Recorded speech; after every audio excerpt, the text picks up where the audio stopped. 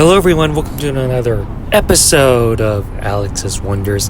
And in this episode of Alex's Wonders, we will be doing the Chicago's Shoreline Sightseeing Architecture River Tour and see what this tour has to offer.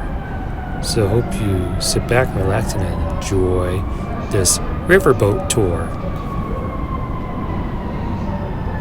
Evening Star is United States Coast Guard inspected passenger vessel, which means we meet and exceed all safety requirements on board. In a highly unlikely event of emergency, we ask that you please follow the instructions of the crew. If you have any questions while underway, feel free to ask the crew. While underway, we do have a couple of rules on board. We ask that you don't lean yourself or any of your personal belongings over the side of the boat. No standing or kneeling on the seats or the benches, and absolutely no smoking or vaping on board. Feel free to stand up, move out the vessel as you please. Just be mindful of those around you. Try not to block the view of others. Please do not let children move out the vessel unattended. Stairway back to aft leads to the lower level. Lower levels where you can find additional seating. You can also find our heads or restrooms. They'll be on the starboard or the right-hand side of the boat. Also, on the lower level, you can find Olivia. Olivia is our bartender. Olivia has a full-service bar on board. She can mix you up any type of mixed drink you need. Beer, wine, soda, chips, pretzels, bottled water, coffee, tea, and a few souvenirs as well. That bar is card only, but feel free to visit the bar anytime during the tour. Other than that, we ask that if you must take a personal phone call or want to have a loud conversation, we respect for everyone around you. We ask that you please do so on the lower level. I respect for your docent and guide today, Victor. Victor's going to be taking over. Let's go for a boat ride. Okay, so good afternoon, ladies and gentlemen. Welcome aboard. My name is Victor, and I will be your tour guide today. So a bit about myself as we get started here. Was born and raised here in Chicago, did 3.5 years of architecture at IIT on the south side. So a bit about how we're going to do this today. Right now we're going to pull away from Michigan Avenue, head west down the main branch of the Chicago River till we come to Wolf Point, where the three branches come together. Main branch, north branch, and south branch. At Wolf Point, normally we swing right first, head up the north branch for a bit, turn around, south branch for a bit, turn around, have a decent view of the downtown skyline, back to the main branch and turning basin, and redock here in about 75 minutes. You're going to notice a wide variety of styles of buildings and architecture along the river and throughout the skyline. Now you will notice a number of Art Deco buildings. Art Deco buildings were mainly built back in the 1920s and 30s. Known to the Art Deco design, streamlined verticality, limestone cladding, and setbacks of the building rises. The narrow building to our left, the corner of Michigan and Wacker, an Art Deco building, 1928. You're going to notice a number of modern and international type buildings, along with black box modern. And these type of buildings really came to being after the Second World War and last late 1970s and early 80s. You will also notice a number of postmodern buildings. And postmodern architects got sick of the stripped down variation of international and black box modern that is very boring. After a while, it kind of was. Let's get started. So near Michigan Avenue, here to our right coming up, the elegant white glazed terracotta clad Wrigley Building. The section on the river is 1921, northern half 1924. Spanish Revivalist design, some French Renaissance elements. It's clad with 6 different shades of white glazed terracotta, fireproof baked clay. This is the building that Chewing Gum built, designed by Graham Anderson, Probst and White. Right now the architecture firm of Perkins and Will calls that building home. Double-decker Michigan Avenue Bridge of 1920. The tall reflective glass building right here in front, that spire on top, is Chicago's second tallest building. The height does include the very top and tip of the spire. Trump International Hotel and Tower, designed by Adrian Smith, formerly of Skidmore, Owens & Merrill. A pretty good example of the contextual style. The building fits into the site and surrounding. So the building itself ascends in height. Yes, setbacks at different levels that relate to the roof lines and surrounding structures.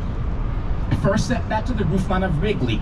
Second setback for building across the river, and third setback for the building next door. Daytime hours, the glass is bright and reflective. When dark, it is clear and transparent. See directly in this space. You will then notice the floors 4 through 12, the parking garage of the building. During evening hours, see these columns rising up behind the glass. 16 to 30, the hotel space, and there to the top are condominiums, built between 2005 and 2009. There to our left, that dome on top, initially called the Jewelers Building, was completed in 1926, the house from large jewelry firms. That dome on top, late 30s, early 40s, a restaurant and bar called the Stratosphere. There's also a rumor that when the building first opened, there was a speakeasy in that dome on top, often visited by Al Capone. The Al Capone part is a rumor, but it's a rumor that I spread. To our right, the steel and glass Miesian and modernist black box was in fact designed by one of the fathers of modern and international architecture, Ludwig Mies van der Rohe, whose very famous motto was "less is more." Mies came to Chicago from Germany back in the late 30s, became head of architecture at IIT. He designed the Sequin Building in New York City, TD Center in Toronto, Lafayette Park in Detroit, and the Barcelona Chairs. As we near State Street there to our right coming up, commonly referred to in the twin corncob towers. In reality, we're going to have Marina City. Built between 1960 and 64, designed by architect Bertrand Goldberg, who in fact went to Germany to study under Mies van der Rohe at a school called the Bauhaus. So in this area, we're going to have teacher and student side by side. About on 18 floors of both buildings are parking, a proportion of condominiums, 16 pedals per floor. The former office building in the background, now a hotel, the former theater, now the House of Blues. Smaller shops and restaurants on site, marina at the base. Virtually a city within a city, an introvert's paradise. A movie came out back in 1980 called The Hunter, starring Steve McQueen. There was a car chase at the parking ramp of this West building, and the car shot to the river. It's a stunt for that movie. That stunt was reenacted like 12 to 15 years ago for an Allstate commercial. All the parking is valet. So again, one thing I want you all to do is use your eyes. Even if you tune me out, use your eyes. See what you like, see what you don't like, see what flows, see what doesn't work, see what I see. I tend to like gaps in spaces. Notice the space to our right coming up being framed and hemmed in by the texture on these three buildings. Dark tinted bay windows, Western Chicago, River North 87. The background, the flat reflective glass and horizontal banding, 2009. To our right, vertical aluminum mullions, 321 North Clark Street, 1988, Skidmore, Owens & Merrill. 5 years ago, they built out 35,000 square feet, a restaurant space on 4 levels. As we clear Clark to our right, this beautiful red brick and terracotta clad structure that runs horizontally along the river in the Prairie School design. The Reed Murdoch Warehouse Building, 1914.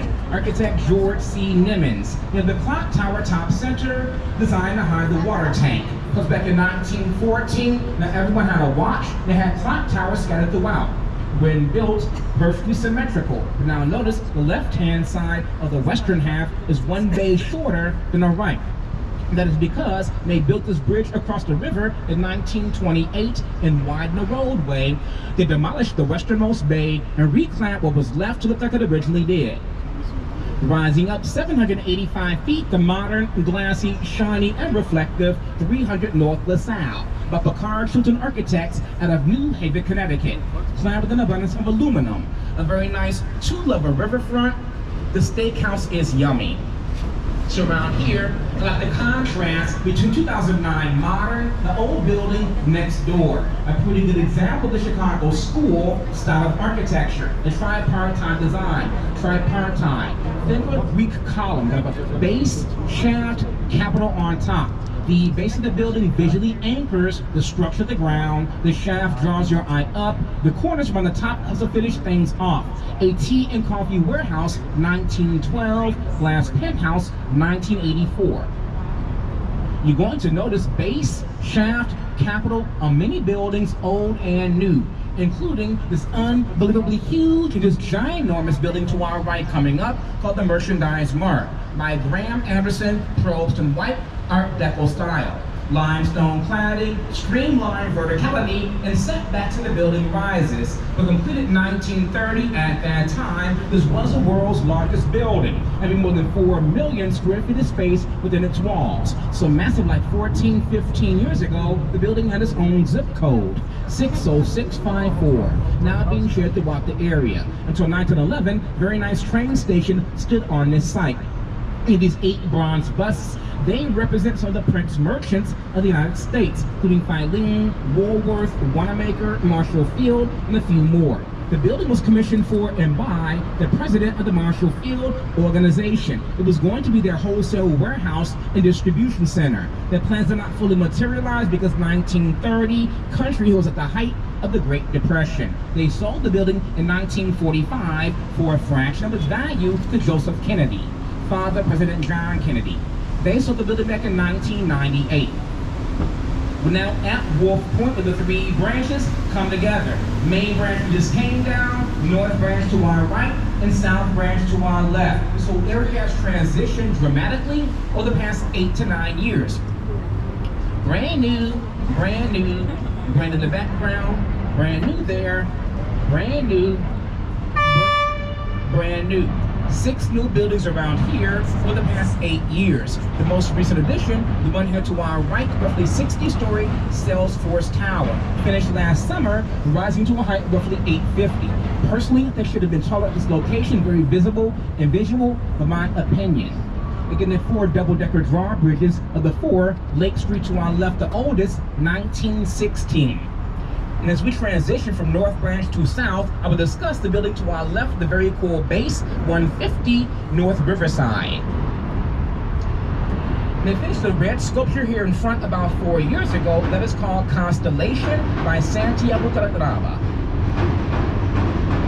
Get a nice view up, roughly 850, doing some window washing. And as we kind of round the bend, so to speak, if you can, look to our right or due east down the main branch canyon, because that is what you get when you have good plans and decent designs. And you will see that again as we transition from North Branch into South, so you will see it again.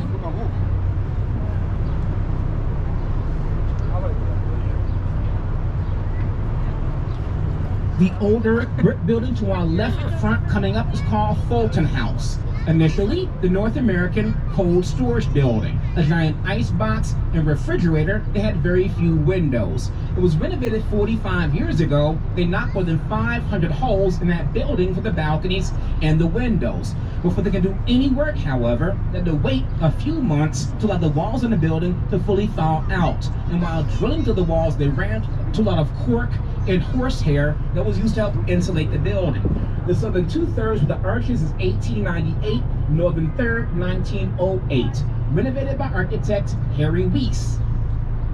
I usually skip this when we have time right now, so I'll talk about it. So the building in the background painted gray. It was completed back in 1977, initially called the Apparel Center or the Apparel Mart, and when first built from the hotel down to the bottom, had no windows at all. Again, at that time called the Apparel Center. And at that time, the building housed companies that dealt with very fine fabrics and linens and not been treated, could not allow the ultraviolet rays of the sun to touch those fabrics. It would damage, ruin, and fade the product. As different companies and corporations have moved in and out, they knocked out the concrete and installed windows. So we have a newer apartment building to our left in that gap called Cassidy Tower. First move-ins right now. And just a quick show of hands before we get going on. Anyone's first time to Chicago, first time here that I can see on top? Okay. Any natives on board? A few? Okay. So again, building to our left, renovated by architect Harry Weiss, who in his youth was an avid sailor. So many of his initial designs, you may notice some nautical themes, like here to our left coming up in the River Cottages, 1986 to 88. The round windows may remind you of portholes on a ship. The triangular shape, the bow of a ship. For the first time since these 4 townhomes are built about 9 years ago now, one of those units went on the market and sold very, very fast for about $2.3 million. Then the architect was Harry Weiss. I am not sure if anyone on board from the DC area, but if you ever go to Washington DC and at the metro, the subway there, very nice kind of brutalist subway train stations, same architect, Harry Weiss. And again, take notice, all the bridge tender houses are very different and quite unique. This is an older generation. But as we clear Kinsey, a very quick example as to how we used to treat the river's edge to our right versus how we now treat the river's edge to our left. And here to our right first, East Bay Club from about 1980. Very high-end health club, still kind of turns its back on the river. No windows along the base, no river walk, landscaping, lighting, flowers, plants, gardens. When it warms up, they add flowers to the flower pots. Ivy comes back to life, doesn't look so plain and boring. But then you fast forward 20 years here to your left, you have an entirely new neighborhood called Kinsey Park that sets back about 30 feet from the river to include these public promenades with riverwalk and landscaping. The city of Chicago, developers and residents are no longer looking at the river as being that nasty little stream. They're trying to embrace it and view it as the city's second waterfront. And the quality of the water in the river has dramatically improved over the last half century, from being highly toxic to just polluted. So we're all working on it slowly but surely. Complex to our left, built like 1998 to 2001. Yes, they're nice. My problem is copycat, paste, copycat, paste, copycat, paste, copycat, paste. Don't go home drunk, you don't know which one is yours. So, the area to our northwest, all that open sky is going to transition dramatically over the next 2 decades. So 2 years ago, the city approved a casino for River West at Chicago and Halstead. But around the casino, there are also plans for more than 13,000 apartments, more than 20 high-rises, tallest one roughly 700 feet tall. I'm going to have a whole lot of fun that away over the next 2 decades. Stay tuned. As we turn a decent view of the downtown skyline to our left, to the south, and I will pick up momentarily. And don't forget, you have Olivia at the bar downstairs, going by her for a while. Stay hydrated, it's getting warm out. Have a quick question flag me down. I'm walking slow, so give me some time. That's new, that's rental, that's rental, that's rental. In the middle square one, they have 7 penthouses. In that square one, 7 penthouses. 2 of them are duplexes, 4,000 square feet inside, 2,000 square feet outside, only for 30 grand a month. And they're occupied. Not by me, they're occupied. Along the river's edge to our right, on average, roughly 4,000 square feet, starting price roughly 2.3 mil. The background a bit smaller, 3,000 square feet back there, starting price roughly $850, roughly. I mean, I'm not saying I wouldn't fall out. I love that. Oh yeah, I was saying do the individual ones. I don't want to drive anywhere. No, I'm scared. Really? I feel like I always, even though I don't know how to do shit, I feel safer when I'm in charge because I know I'm fast.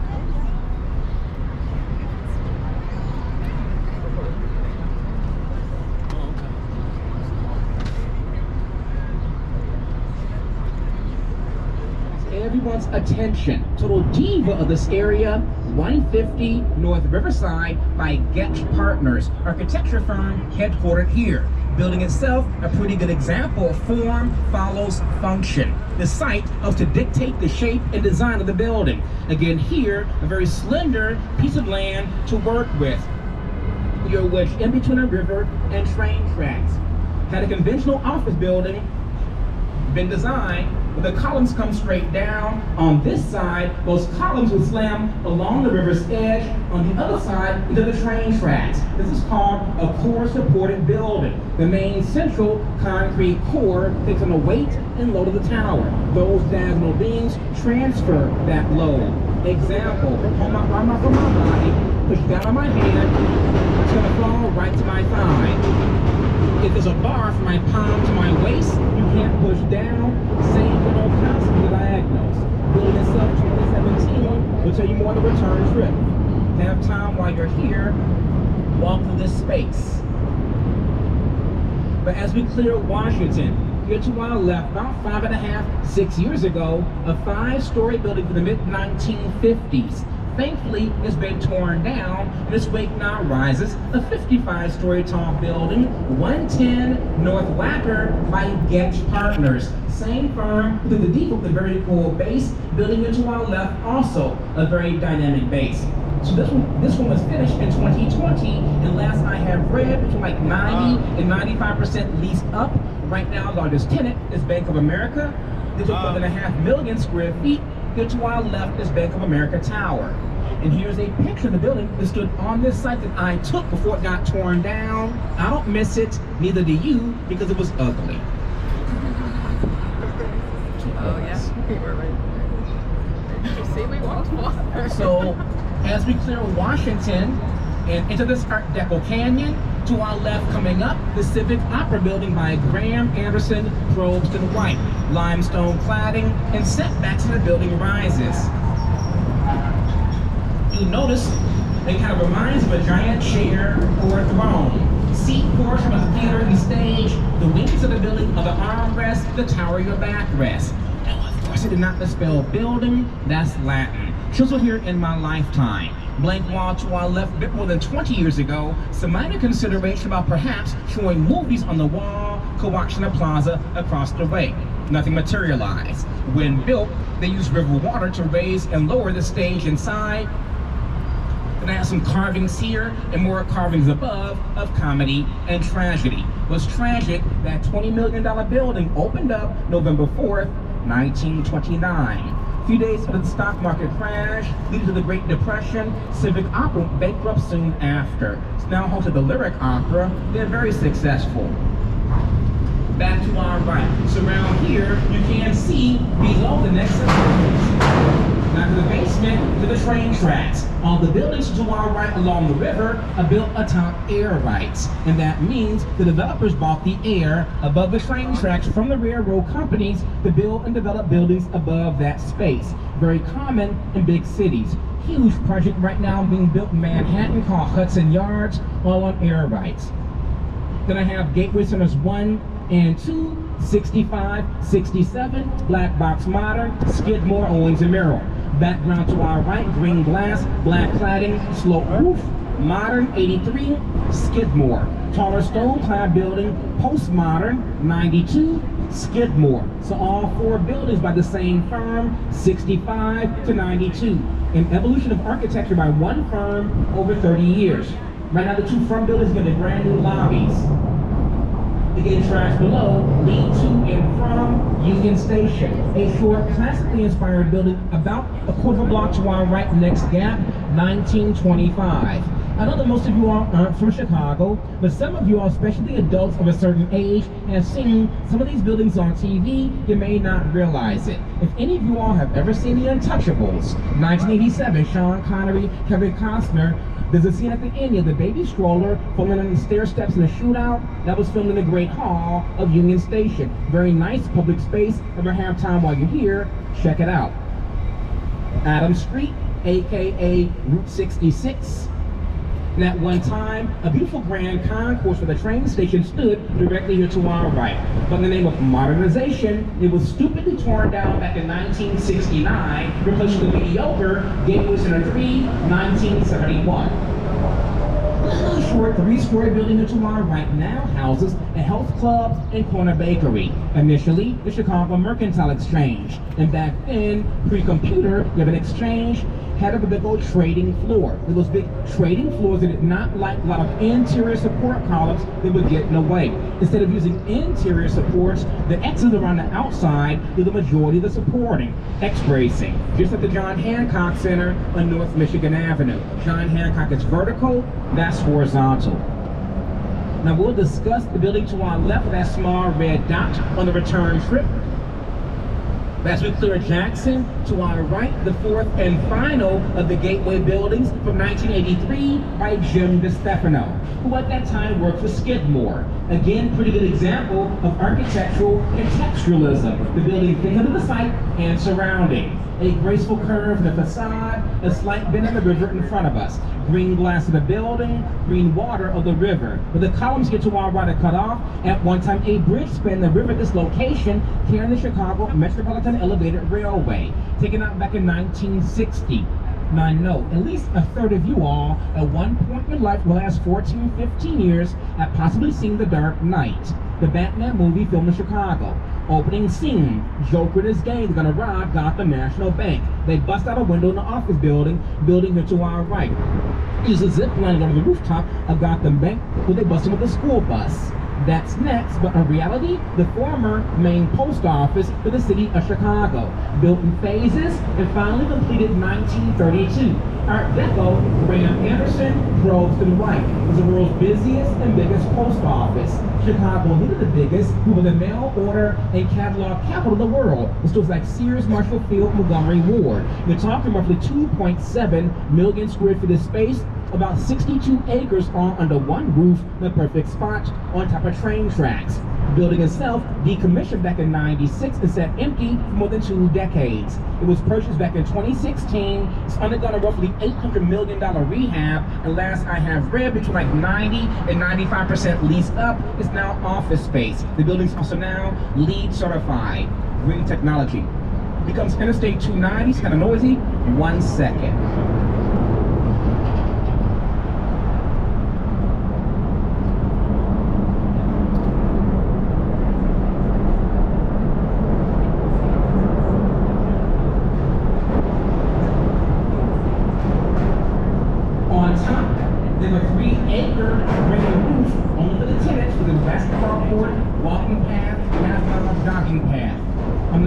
Sure, but the small building to our right, again we'll wait and see, is owned by the same people. And as we clear Harrison, there to our right, the newer main post office, 1996, not worth your nor my time, so don't worry about it. But to our left coming up on this vacant and broke down land, at least it used to be until 1971, it's all railroad land. There's a very nice train station to our left on the corner, Grand Central Station, 1890, 1971. 10 years ago, 2 different developers did team up and bought most of the land here to our left, from the bridge above us to the bridge in front of us. They had like 14 acres, a lot for any city. 6 years ago, they submitted a master plan to the city which called for the redevelopment of that land. On those acres, we can now build roughly 3,600 residential units. The project initially was called Riverline by Perkins and Will. So far, 2 buildings have been finished.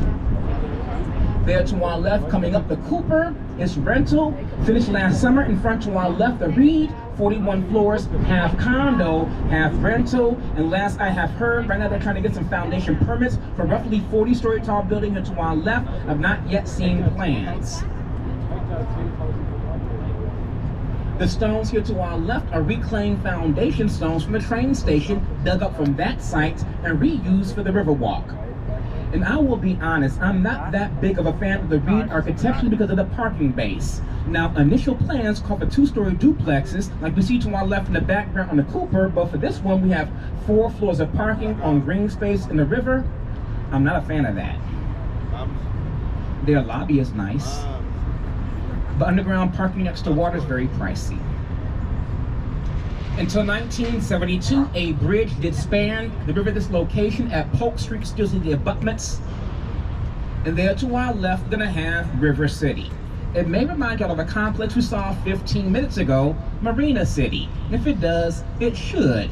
Designed by the same architect, Bertrand Goldberg. The building to our left is 20 years later, 1986. Again, a small marina at the base for boaters on a dock in that space. They can leave their boats in the water year-round. When it gets very cold out, they turn on bubblers in that marina, so the water is moving and agitated so it does not freeze up. It was built as rental, converted to condominiums 5.5 years ago. Everyone got bought out for $90.5 million. It's now once again rental. And about 3.5 blocks to our right and to the west in the background is a red and white transmission tower you'll see in a second. That's a part of the Chicago Fire Academy. I use it as our landmark. It's very, very semi-industrial there to our right, but if you ever have time while you're here, still visit the area anyway. It's an awesome old school Chicago deli on Jefferson called Manny's. They really thick corned beef sandwiches, great potato pancakes, and good beef stew. Been around since 1942.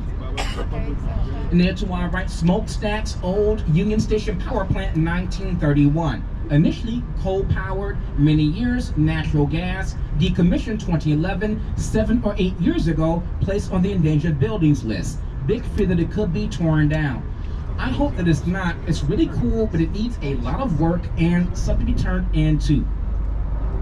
So if we were to keep going in this direction for a while longer, just a while longer, 10 days or 2 weeks, promise you I couldn't talk that long, eventually make it down to the Gulf of Mexico. And I will tell you how, because people do it all the time. It's one of the reasons why Chicago is here today. Location, location, location, and accessibility. Out of Lake Michigan, down the main branch of the Chicago River, then the south branch where we are right now, and 4 miles further down, the river flows into the Chicago Sanitary and Ship Canal, dug 1892 to 1900. That flows into the Des Plaines River, which flows to the Illinois River, which flows to the Mississippi River, and down to the Gulf we'd go. Pre-sanitary and ship with the IM, Illinois and Michigan Canal, that was dug 1836 to 48, and before there were any canals at all, the Native Americans who lived on all this land would have the portage. Pick up, carry, drag their canoes about 5 miles over some muddy, mucky land called Mud Lake. During heavy rain, they would not have the portage because Mud Lake would flood, overflow its banks, allowing those two rivers to then naturally connect. The first Europeans, Joliet and Marquette, came to the area 1673. So all the vacant land to our left until the early 1970s, all railroad land. We're talking roughly 62 acres. 10 years ago, a different developer, related Midwest, took control of all that land, price tag undisclosed. And 5 years ago, the city approved a major plan development for this property. And all that land, we can now build roughly 13 million square feet of buildable space, up to 10,000 residential units, and buildings rising up to 950. So things have changed a bit. A few months ago, it was announced the White Sox may want to build a brand new baseball stadium. They are looking at some land to our left for that. We shall see. I don't know. They want money. But as we turn a decent view of the downtown skyline to our north, and we'll pick up momentarily. Again, hope you're enjoying the city and tour, and welcome to Chicago. And we'll pick up very, very soon. As we turn to our right to the south, 2 train bridges. The one is more vertical, not used anymore. 1930, slight angle, 1918, still used. Beyond that, Chinatown and Ping Tom Park. If a quick question, flag me down. Back on mic in a moment. At Michigan and Chicago, completed 2 years before the fire. That's 2 miles north. Old St. Pat's Church on Adams and Des Plaines survived, is still there.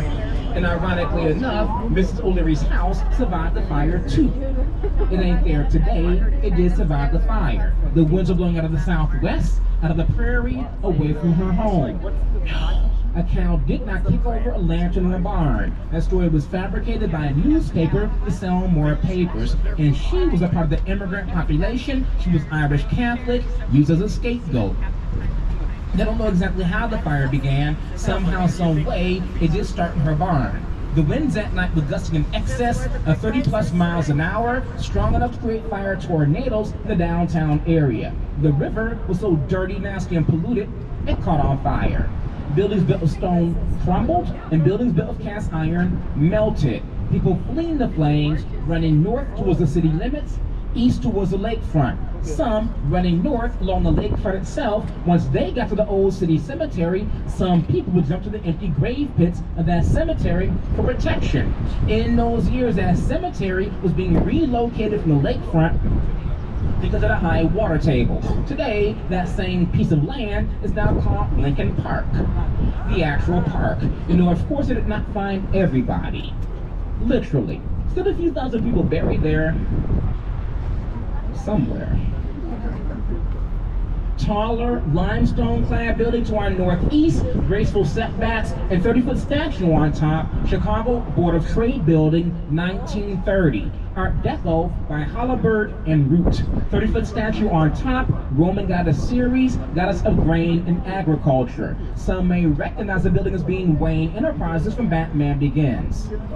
And once we are closer, of course, Sears Tower, tall pink building, barrels on top. In the background of that gap, building back there looks like it has toothpicks on top. Those toothpicks are called spires.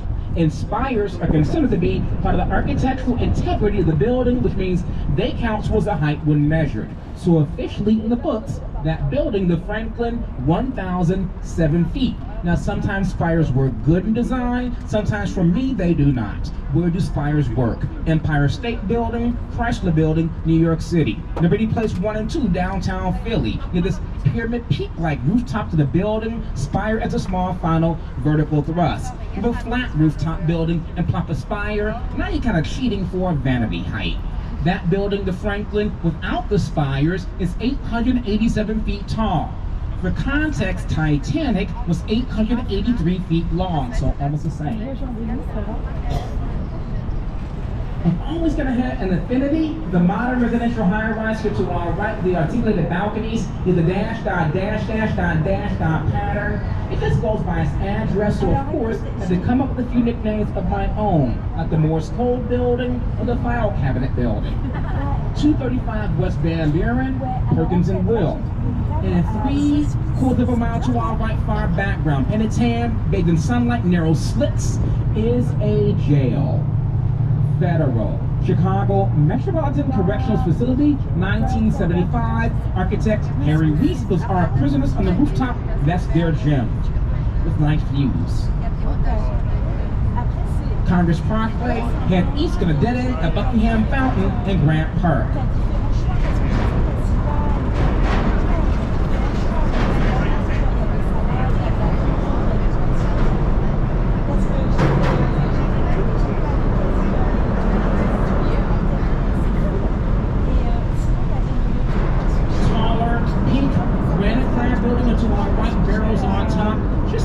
Building, very unusual shape. You start with a 6-sided base, but you end up with an 8-sided tower. It just goes by its address of 311 South Wacker. The barrels on top serve no structural purpose, they're for decoration only. Not water tanks, not mechanical space, not two mass dampers, not there to symbolize the building's headquarters of White Castle. Not designed to look like somebody's wedding ring or engagement ring. Let's go through all the things people have asked before. No. Only for aesthetics. Now, initially it took like 1,800 fluorescent lights. Now everything is LED. And I did kind of tease this earlier. Here to our right on the core of this building is a partial map of downtown. South Branch, the Chicago River. Red dot is this building where it sits in a street grid. It's saying you are here. North Branch, Main Branch, where all three lines come together. Wolf Point. Now, we'll be honest, pre-map, no one cared about this building. Now you can't not talk about it. So you know what? Good on them. Built 1971. And to our right, in this next gap, the granddaddy of them all. A beautiful, albeit neck-breaking and breathtaking views you can see of the Sears / don't you ever call it by that other name of my presence? Tower. Tallest building in the world from 1974 to 1996. Architect Bruce Graham, engineer Fosler Khan, Skidmore, Owens and Merrill. 110-story tall building rising to a height of 1451. Just to the roof. Broadcast antennas, which we have on top, are not considered architectural. They don't count the height. They did 1729. Building itself composed of 9 tubes bundled together. So building itself ascends in height. Those tubes drop off at different floors. Those are the wind load and sway overall strength of the building. 2 drop off at the 50th, 2 more at the 66th, and 3 at the 90th. On a crystal clear day, air-wise, you can see 4 states from the top. Illinois will be armed, Indiana to the southeast, Michigan to the east across the lake, Wisconsin to our north.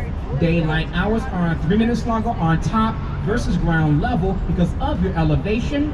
Building itself engineered to sway to 18 inches in very, very, very, very high winds. It lost its title of being the world's tallest in 1996 when the Twin Petronas Towers in Kuala Lumpur, Malaysia opened up by architect Caesar Pelli. They have Ornamental spires on top like Trump Tower, the Franklin Empire State, which count, and Sears and Big John, broadcast antennas, which don't count. That's pretty much like me, standing on my tippy toes, wearing high heels, and claiming to be 5'7". A total downright lie. Never have been, never will be. 5'4.5", thank you very much. Doesn't matter though, I've been blown out of the water by the Middle East. In the Burj Khalifa over in Dubai, 2,717 feet, putting John Hancock on top of Sears. Right now, this country has a height limit of 2,000 feet because of the FAA. Stupid rule. To our right, twins, but do notice how the corners on both towers serrated like a knife, giving you 16 corner offices per floor, times 2 buildings, times 40 floors. No fighting amongst the executives. Slab of limestone to our left, currently 2 North Riverside Plaza. I like the original name from 1929 better. Chicago Daily News Building by Halliburton and Root, Art Deco. And behind it, a 2-tone blue glass building. Some say remind them of an oversized cash register, some say a waterfall. Postmodern, 1987, architect Helmut Jahn, 500 West Madison. And until recently, in front to our left, Boeing. The building itself though was 1990 by Perkins and Will, same firm, dash building. When first finished back in 1990, it was called the Morton International Building, headquarters and makers of Morton Salt. But what's cool about this one is its engineering. You have that steel truss on top. That steel truss helps to support and suspend the southwest corner. Under the southwest corner, at the base at ground level, is a switching point where the train tracks crisscross each other. Very dense. Not a lot of room to drill down for the foundation. They want them to move active train tracks for a building. Along the river's edge, no problem. Southwest corner, problem. Instead of the southwest corner being fully supported from the ground up, like you see right here, that southwest corner also partially suspended from the top down via that steel truss. That southwest corner is being partially cantilevered. Think of a diving board for a swimming pool. One end is anchored to the earth. The board hangs out freely and securely over the water. Metal panels to our right, you're off that old building. Have time while you're here, also walk through this space. Again by Getch Partners.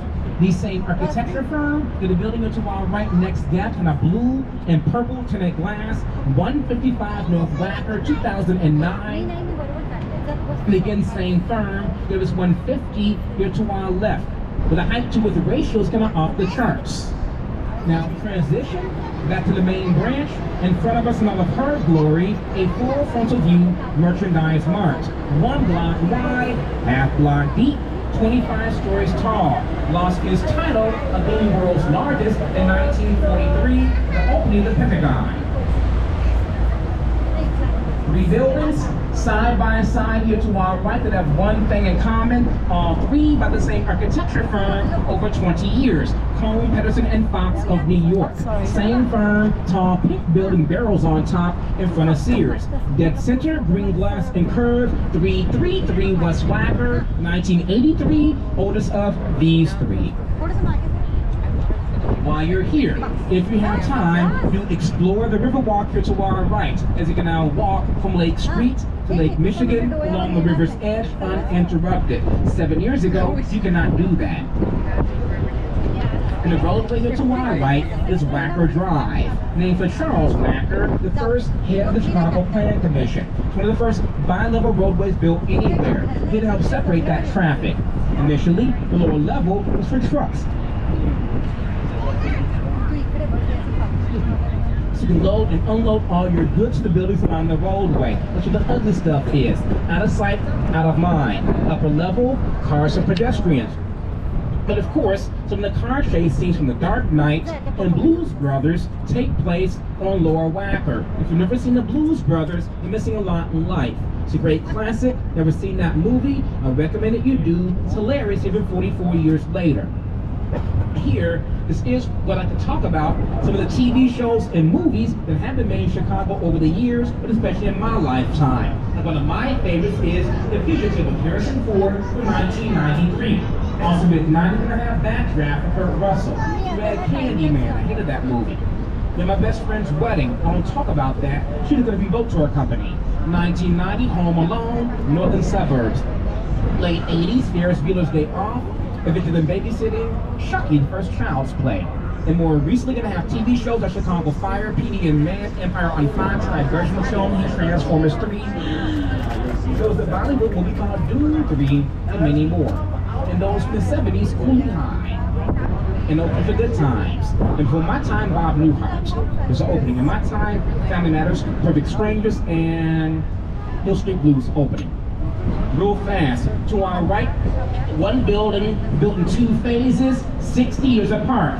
Third on the right, bay windows, postmodern, 87. 2/3 on the left. All ornamentation, beautiful columns on top. Classically inspired, 1927. Base, shaft, capital. 87 respects 27 without repeating 27. Respect, something similar, next gap. First slash in the building for the first setback. Second slash for the roof line. Third slash for the building to its left, small side profile. Respect. And certainly not to dampen anyone's mood or spirit, the worst disaster to ever happen in Chicago in terms of loss of life happened directly to our right on the river. July 24th, 1915. It's called the Eastland disaster. EASTLAND. Short version, boat teleported to our right. It's going to take 2,500 people to Michigan City for their picnic. That's always had ballast and ballast tank problems. They added extra lifeboats. It was 3 years of the Titanic, top heavy, unstable, not designed very well. It rolled over onto its side right here in the river, killing more than 800 people. Again, July 24th, 1915. Real fast, with the clear clock to our right, pediments for the doorways. Pediments on top kind of reminds you of a Greek temple or a government building. Postmodern, 1992. 77 West Wacker, the Carnival Field of Spain. Jim DeStefano of Chicago, clad with an abundance of white Portuguese granite. Get stepped down one of the brutalist and somewhat stubby 55 West Wacker, 1968. Originally home to Blue Cross Blue Shield, I think it's now this office condo. It's always kind of reminded me of a giant pound sign or a hashtag on my telephone. But please notice that the corners and roof line on 55 are being respected by the building to its left. In 35 West Wacker, 1989. Kevin Roche, John Dinkley. That is headquarters to Leo Burnett, the advertising firm giving us all icons like Tony the Tiger, Jolly Green Giant, Jacqueline Pine. Again, have time, sit down, sit back, relax, have a glass or 2. Now don't say much about the hotel to our right because for me, it kind of ruins the street wall. Everything else is nice and flush against the sidewalk, that building is set back, and personally, I just don't like the design. I've never gone, but the Witt Hotel to our right is State Lake Jackie Koo rooftop bar. And everyone kind of falls in love with that green terracotta and gold leaf clad building 2 blocks in front to our right. There is real gold leaf on top, the carbide and carbon building from 1929, Art Deco by the Burnham brothers, the sons of city planner and architect Daniel Burnham. It's rumored they got the influence from a champagne bottle, which of course is green with gold foil around top. Also realize, designed and built during Prohibition. Kind of thumb their nose at that. Now a hotel. And to its right, look like a sharpened pencil, Prudential Plaza number 2, 1990. Spires on buildings like that work fine.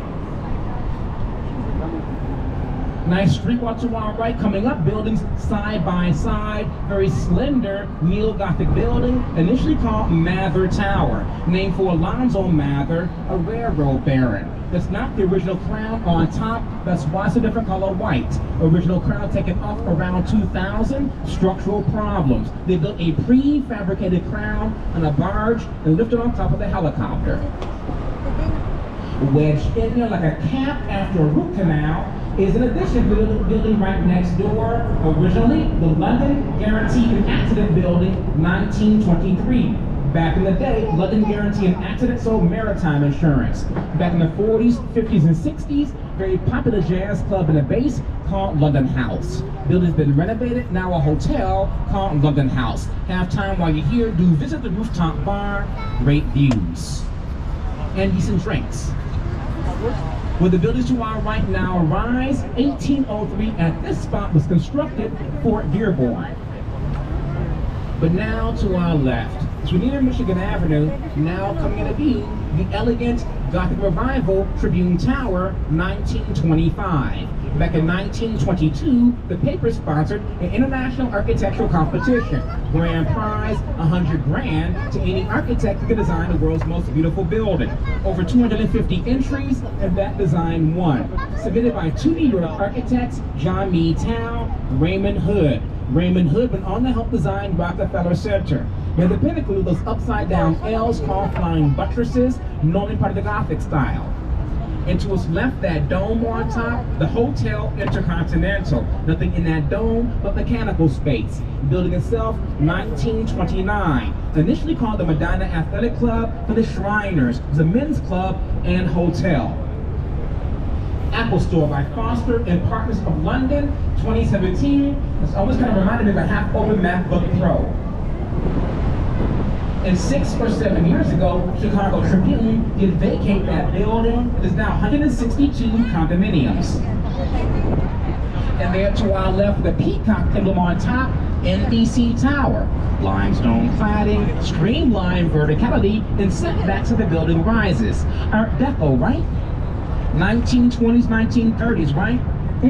Not that one. Postmodern, Echo Deco, echoing Art Deco. 1989, Adrian Smith again, saying the the Trump Tower and Burj Khalifa, Skidmore, Owings and Merrill. But where's NBC headquarters? 30 Rock, Art Deco and Streamline. Picking some personality from 30 Rock with that verticality, some personality from Tribune Tower with the flying buttresses, and meshing everything together. And directly to our left, due north, tall black building to antenna on top, not Chicago's 5th tallest, I still call it the John Hancock Center, 1969. Bruce Graham, Fazler Khan, Skidmore, Owings and Merrill. Eventually something will be built in the parking lot to our left behind this fence. As of now, no plans. And the sculpture that to our left on the bridge, Chicago, Rising from the Lake by Milton Horn, 1954. Originally on a parking garage. Parking garage torn down back in 1983. Sculpture removed, forgotten about for a decade. Now been here since 1998. So, you all may or may not know the Chicago River, which of course we are currently on, is the river that flows backwards. Now initially, the river that flowed into Lake Michigan back in 1900, with the opening and completion of that canal, they reversed the flow of it on purpose. The reason they did that, no Sears, no high-rises, but industry. Like most big cities, we use the river here as a giant toilet, dumping everything you could ever imagine into the river. That would then flow into the lake, which is where we get our drinking water from. Meaning that being sucked back into the intake ribs and pipes. Yum. Causing people to get sick and die from cholera and typhoid. To reverse the flow of the river, to flow south, so that the dismantle those who live downstream.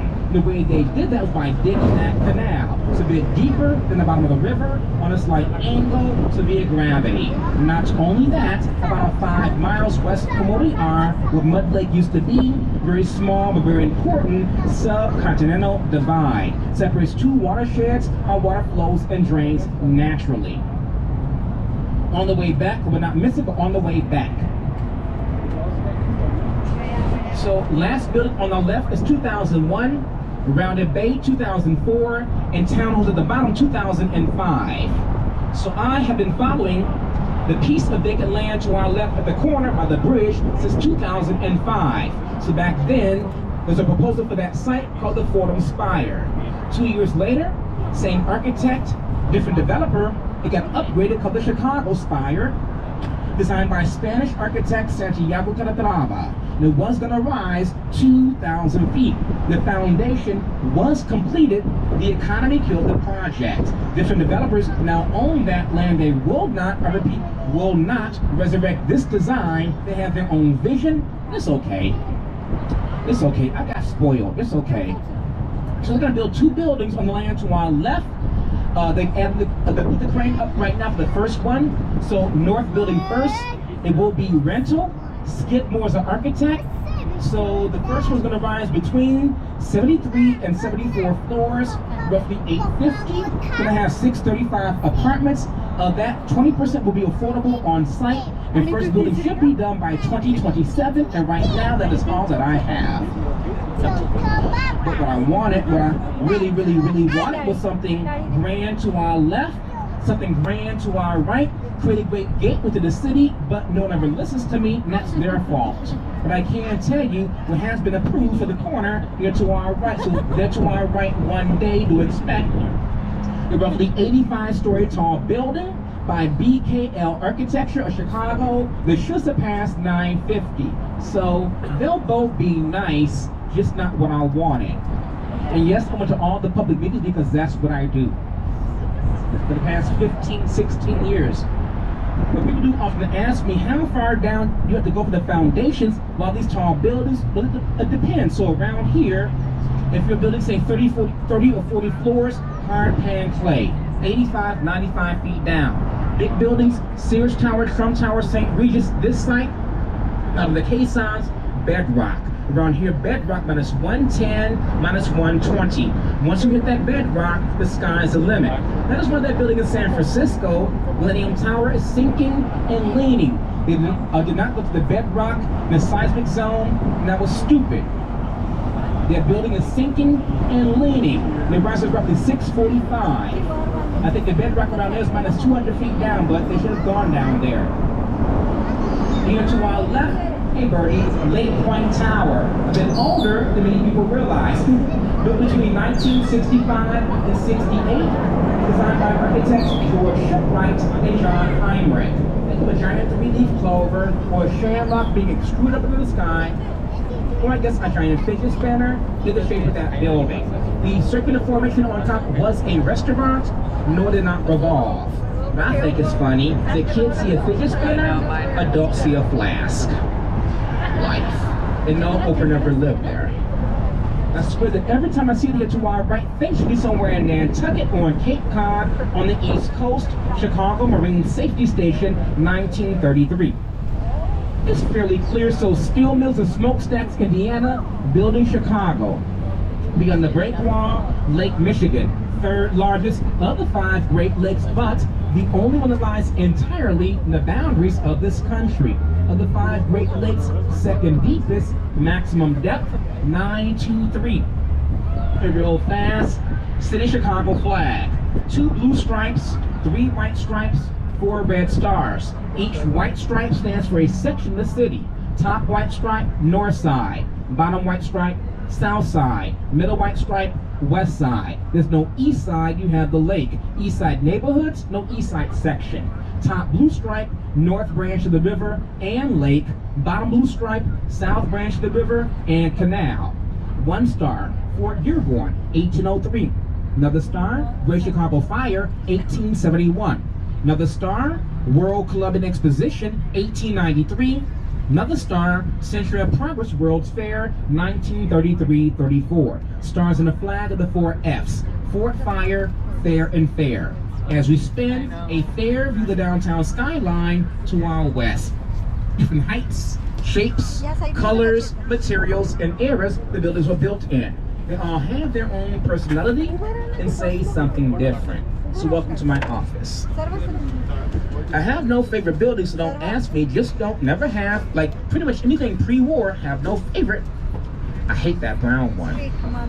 It serves no visual purpose. 1990. And we shall be back at the dock in like 5 or so minutes. There are no bathrooms on that dock, so if you need the restroom, the boat is your best and closest option. So that's about it for this episode of Alex's Wonders. If you like this video, please give this video a super huge thumbs up. Comment in comments section below what you think about this river tour. Make sure you subscribe to my YouTube channel. Be sure to check out my other YouTube content that is on this channel. And thank you for watching Alex's Wonders. And I'll definitely see you on the next one.